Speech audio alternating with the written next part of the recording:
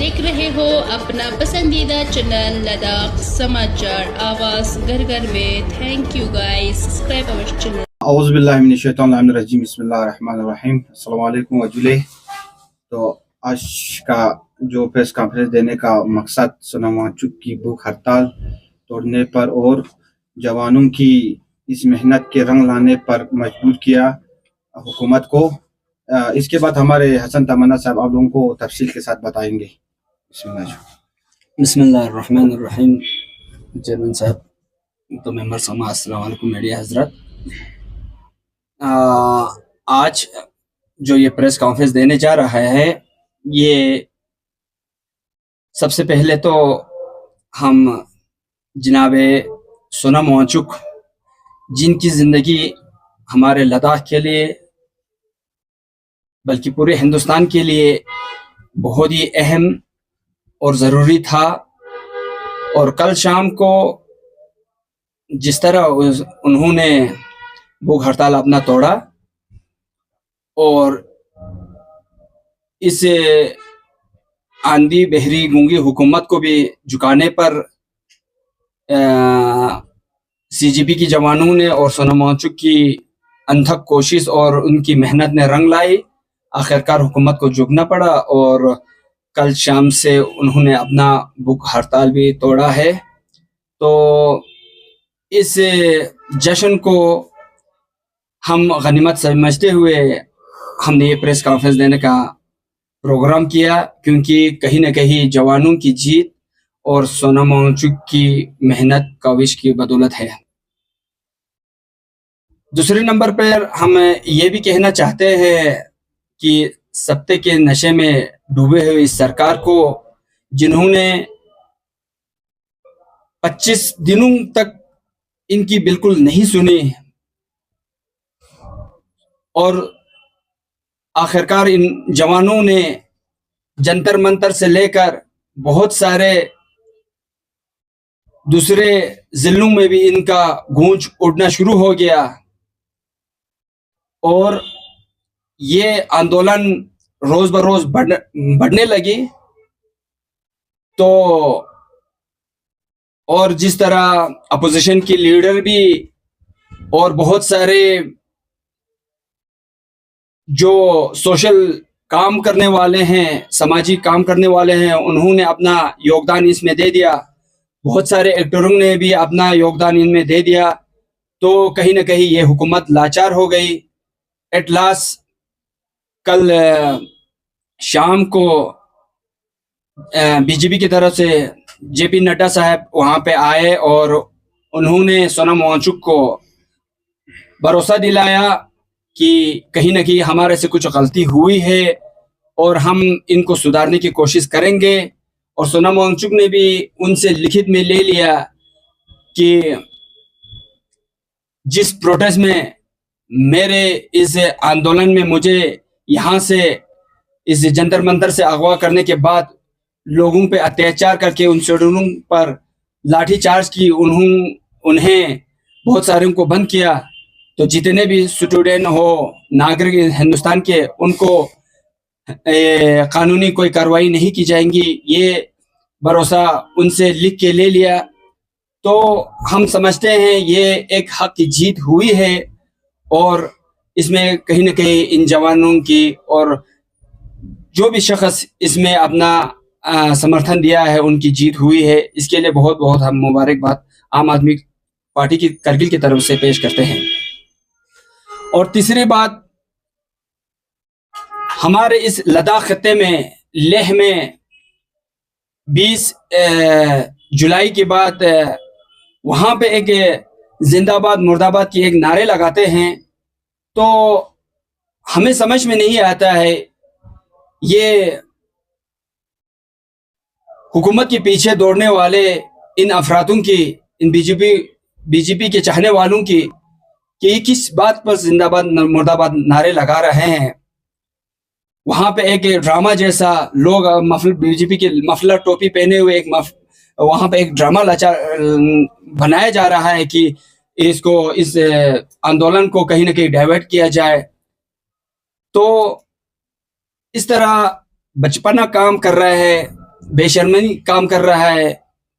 इनको कोई मुद्दा ही नहीं है कि किसी को जिंदाबाद राहुल जी मुर्दाबाद या किसी और को मुर्दाबाद जिंदाबाद कहने का कोई मतलब ही नहीं है, बल्कि उन्हें समझ में आना चाहिए कि आज तक पिछले 25 दिनों से आपकी ही लेह से जनाब सोनम वांगचुक इन जवानों को लेकर बहुत सिंसियर है और उनकी मुद्दों को लेकर खाली पेट बैठना और उस गर्मी में ये बहुत ही मुश्किल काम है, उनका जिक्र तक नहीं किया जाता है। बल्कि मैं उनसे पूछना भी चाहता हूं, जितने भी बीजेपी की वर्कर है, चाहे जिले लेह से हो, करगिल से हो, उनकी फराइज नहीं बनती है कि आज वो भी साथ दे इनमें, कहीं ना कहीं सिस्टम में गलत हुई है, ये कहना उनका फर्ज नहीं है?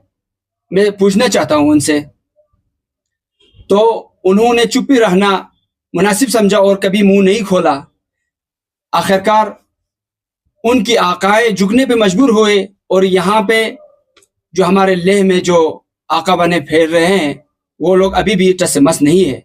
लिहाजा मैं करगिल की आवाम, लेह के आवाम सभी से होशियार रहने के लिए कहेंगे कि कभी भी ऐसे हक के लिए जो आंदोलन खड़े हो जाए तो इनमें पार्टी को बड़ा ताक रखते हुए हमें इनका साथ देना चाहिए। तो आइंदा ऐसे काम न करे। और मैं ये भी कहना चाहता हूँ इस हुकूमत से, खासतौर हमारे लद्दाख के बीजेपी के चाहने वालों से, जब से लद्दाख में यूटी मिला है बहुत सड़कों पे लोग नाचा, आपको बखूबी पता है, देख सकते हैं मीडिया पे ये सारे प्रोग्राम होंगे। तो उस नाचने के बाद आज तक कितने लोग दोबारा इस यूटी, खोखले यूटी हुआ है, ये समझ में आने के बाद रोड पे आके प्रदर्शन दर्ज किया। मुलाजिम भी रोड पे आए, स्टूडेंट भी रोड पे आए। इनके ये जो महिलाएं, खवातीन हैं जो आंगनवाड़ी के कुछ रोजगार करते हैं, वो लोग भी अपने 500,000 के लिए भी रोड पे आए। इन्होंने कभी मुंह नहीं खोला। वो खुद बीजेपी में बैठे हुए अफराद भी रोड पे आए। इतना तो उनको समझ में आना चाहिए कि इस बीजेपी सरकार में कहीं ना कहीं हमारे से जो हमारे हक हुकूक है ये छीना जा रहा है। इनको अभी तक ये समझ में नहीं आए। और इस 6 शेड्यूल को लेकर भी हमारे एक्स MP हमारे लद्दाख के वासियों को ये कहते हुए भी सुना होगा, आप लोगों ने देखा होगा कि वो कहते थे कि इस 6 शेड्यूल में कुछ नहीं रखा है।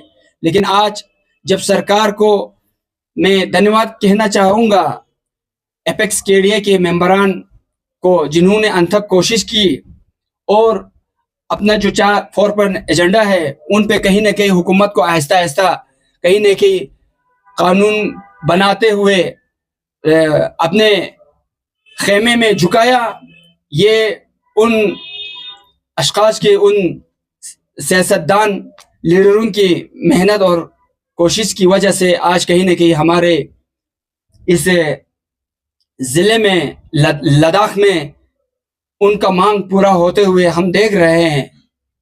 और मुबारकबाद भी है कि हमारे खिते लद्दाख में अब 2 डिस्ट्रिक्ट की जगह पे 7 डिस्ट्रिक्ट हो गई है। तो बहुत ही मुबारक की बात है। मैं नहीं कहूँगा फिर कि जब भी किसी दौर में किसी का भी हुकूमत हो, चाहे कांग्रेस का हो, बीजेपी का हो और किसी पार्टी का भी हो, ये तरक्याती काम चलते रहेंगे। लेकिन इस हुकूमत में हमने ये देखा 2014 से लेकर तरक्याती काम तो होते रहा है। आबादी बढ़ने के हिसाब से रोड भी चौड़ा होना, बिल्डिंग ऊंचा होना, ये एक चलने वाले काम है, बढ़ने वाले काम है, ये होना ही है। बजट में इजाफा होना, ये सब एक रूटीन है, चलना है इसको। अगर नहीं चलता है तो वो अवाम भी इनकी शिकायत पे वो काम हो जाता है। लेकिन इस मुतासिफाना अफसोस की बात यह है कि 2014 से लेकर अभी तक इस हिंदुस्तान में, खास तौर हमारे करगिल लद्दाख में, जवानों की ऊपर जो जुल्म किया जा रहा है, जवानों की अक़दार और वैल्यू को दबाया जा रहा है, इसमें इस हुकूमत ने बहुत बड़ा काम किया है।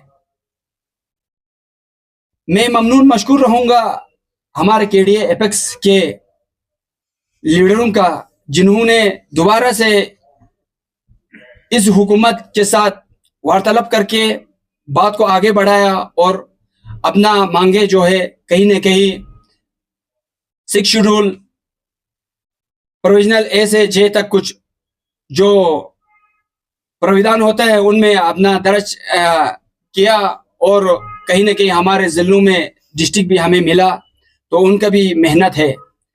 जब ये कामयाब होते हुए देखते हैं तो हम और आपको पता है बीजेपी के सबसे पहले बीजेपी के लोग ही अपना प्रेस कॉन्फ्रेंस देने पे सबसे पहले आता है कि हमने हमारे हुकूमत में हमने डिस्ट्रिक्ट दिया, हमने रिक्रूटमेंट किया, हमने नौकरी दे दी बच्चों को, ये कहता है। असल में हकीकत में अगर हम डीप में देखा जाए तो इन्हीं केडीए और एपेक्स की बदौलत ही ये सब कामयाब हुआ है। आखिर में मैं दराज में जो हमारे जनाब फयाज कारी साहब है, उन्होंने पिछले एक प्रेस कॉन्फ्रेंस में कहा था कि हम इस कारगिल की चुंगल से आज़ाद होके हमें फ़ख्र हो रहा है।